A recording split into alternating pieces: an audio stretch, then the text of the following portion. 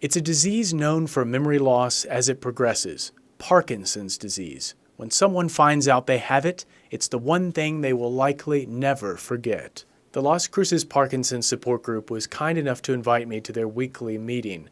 Sarah Stegall is in her 50s. She just found out she has the disease. This is all really new for us.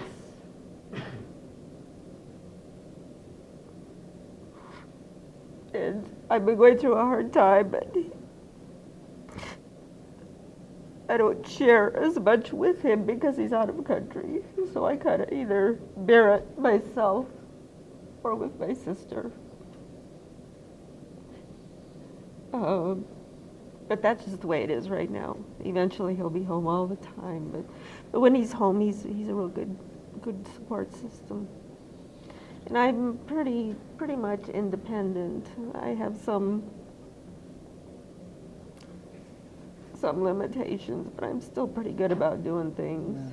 Edmund Osranger is here in the group's circle of tables. Years ago, he was a college professor. Everyone's affected differently by the disease, and everyone has one sense they miss most. For Edmund, it's his voice. Speaking. I made a living speaking. I still write. Today at the meeting, local EMTs came to talk to the group. Cody Haver talked about where to place important medical information if EMTs like him need to come to their house. In an emergency when nobody else is around, that's information we need to be able to find right away. You know, we don't have time to go looking through drawers and things like that. So on the refrigerator is really a great place for us to find all of the information. I talked to Steve Wright, who's had the disease for about 5 years. He has a calmness about him, and I asked him why. I have a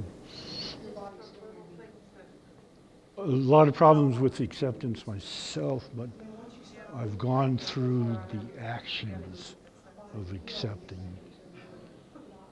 And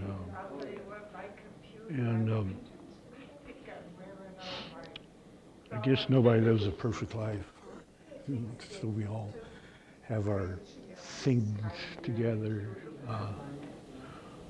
Everybody has their own special diseases that they have. So. John Roberts is here too. In the 70s, he was at KRWG as a student sports reporter.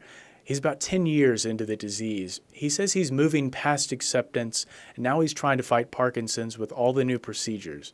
Accepting the disease, yeah, on a certain level, yes, because it's not going to go away. But me trying to do the exercising and do the things to be as independent as possible, that's the part that I focus on, is what I can do to stay independent. Maybe the most famous person with Parkinson's, Michael J. Fox, is bringing the disease into the spotlight again in a new show set to air on NBC this fall. He plays Mike Henry, a TV news anchor who decides to come back to work. It's always good to be with old friends. It feels like you never left. You look like you're in the pinnacle of health. I wouldn't say pinnacle. For every person with the disease, there's a different stage, a different approach, but it always touches the heart. I'll just leave you with what Edmund, the former professor, said when I asked him what one thing he wishes he could say as clearly today as he used to. I love my wife. I love her. Linda. The voice might tremble, but the heart speaks loud and clear. Sloan Patton, KRWG News.